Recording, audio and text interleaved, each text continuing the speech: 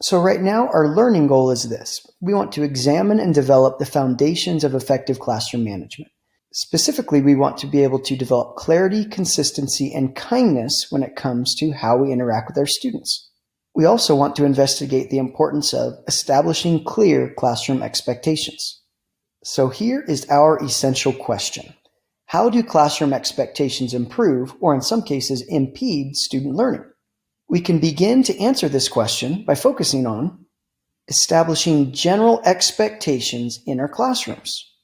So let's start off with some non-examples. It wasn't that long ago when one of my sons, my youngest, asked me if he could start packing his own lunch. I didn't see a reason why not, so I said sure. But on the way out the door to school, I heard his lunchbox making a weird noise. Just out of curiosity, I asked him to open it up, and this is what I found. Now, if you look closely, what do you see? It turns out what he had packed for lunch was something that he wanted to eat. He pulled the bag out of a box of his favorite cereal and included a bowl. No spoon, no milk, no healthy fruits or vegetables. And it would be easy for me to get concerned or even upset. But the truth is, I had told him he could pack his own lunch without ever establishing general expectations of what a lunch should entail.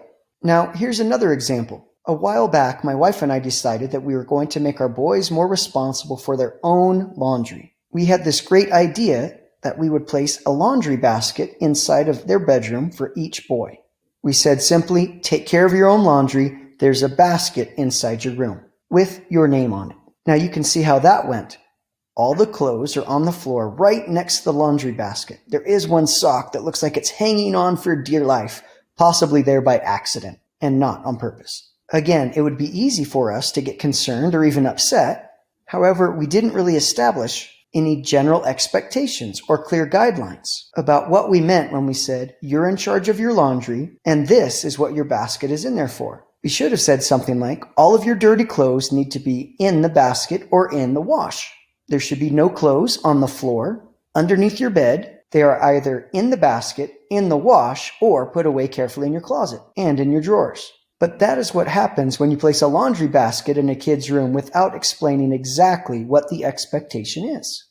But just in case you're worried about my parenting abilities, every now and then my wife and I get it right. There was a time recently where my boys were having a hard time using nice words and avoiding using naughty words, even swear words. So we came up with a mean words jar. We got them together for a little family meeting, discussed the importance of being kind, particularly with our words, and explain to them that any word or phrase that puts somebody else down in our house or that is designed to make somebody feel sad will cost them $1, either in change or in paper bills. Cuss words, and yes, we were very clear what those words entailed, would be worth $5 that they would have to pay into the jar. And this is the money that my wife and I used to go out on dates. And the truth is, we didn't have any real problems. When a mean word or phrase was said, all we had to do was remind our sons about the expectation, and without much fuss, they would go and get $1 or $5 and put it in the jar. There was even one morning where one of my sons got up out of bed a little late, walked right over to the jar, and put a $5 bill in all by himself. I asked him, hey, are you having a bad day? Did you already use a cuss word? He paused, looked at me, and then said, nope, it's just going to be that kind of day. That is what we mean by establishing and communicating general expectations. And it works much the same in the classroom. Our students will never know what we expect of them until we find a way to communicate it to them. Now, in the comments section of this video, you'll find a link to another video from a while back from Saturday Night Live, where a character named Suel Forrester spends his time confusing his students with his incoherent directions, spoken language, and lack of clear expectations. I'd invite you to watch that when you get a chance. It reminds us that our students often spend their time trying to figure out, what is it that we want from them? What do you expect from me? What do you expect me to do and not to do? Now, when we establish our classroom expectations, or as some people call them classroom rules, they should be 3 to 6 in number, very specific, observable, and stated positively. That's why a first step would be to brainstorm off-task and or disruptive behaviors likely to be exhibited by the age group you plan on teaching. Make one master list of all the things that kiddos tend to do that are off-task and or disruptive. Then start to arrange all of those different behaviors into different categories. For example, taking others' belongings, pushing, shoving, All could fall into one category, such as not being kind with our hands or bodies. And based on the different categories, we can come up with classroom rules that are 3 to 6 in number, specific, observable, and stated positively. So let's take a look at a first-year teacher's attempt to establish classroom rules. We'll tell you the story of Mr. Jones. Mr. Jones thought it would be fun and engaging to introduce himself the first day of school by greeting each student at the door while wearing a crown that he had fashioned and painted out of cardboard. When the kids entered the room and the bell rang, he said, "Okay, everybody up, let's do the Mr. Jones pledge." And it went like this.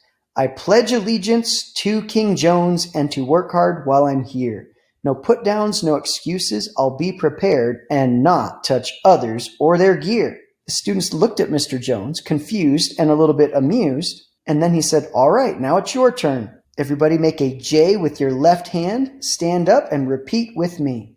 I pledge allegiance to King Jones and to work hard while I'm here. No put-downs, no excuses, I'll be prepared and not touch others or their gear."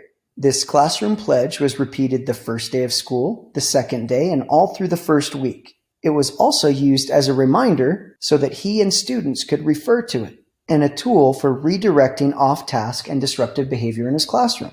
When students would come back from long weekends or long breaks, they would review this pledge once again, and it was always posted in great big letters in the back of his room.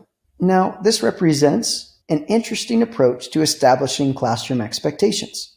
Now, let's remember, classroom rules and expectations should be 3 to 6 in number, specific, observable, and stated positively. Could you look at Mr. Jones' classroom expectations and evaluate it based on each of these elements?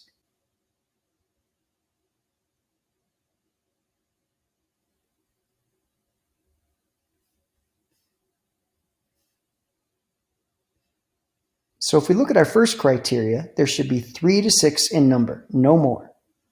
So I'm not quite sure if this is an expectation, but we have working hard as one, no put-downs as another one, no excuses, a third, I'll be prepared, a fourth, and not touch others, a fifth. So they are 3 to 6 in number. Are they specific? Some of them are very specific. No put-downs, no excuses. While other elements such as working hard and being prepared aren't specific, but were clarified by Mr. Jones with some examples that he provided to students, little scenarios that they could talk through about preparation and working hard. Now, are these rules and expectations observable? You might say, yes, they're pretty observable, although working hard might be subjective, so we might need to clarify what that looks like. The same might be said of being prepared. It seems like our main problem is that these rules are not stated positively. There are a lot of no's and do nots. So while Mr. Jones is off to a good start, he might work to revise these so that they're stated more positively. If we go back to our original question, how do classroom expectations improve or impede student learning? We understand that students are much less confused and are more likely to be successful when our expectations are 3 to 6 in number, specific, observable, and stated positively.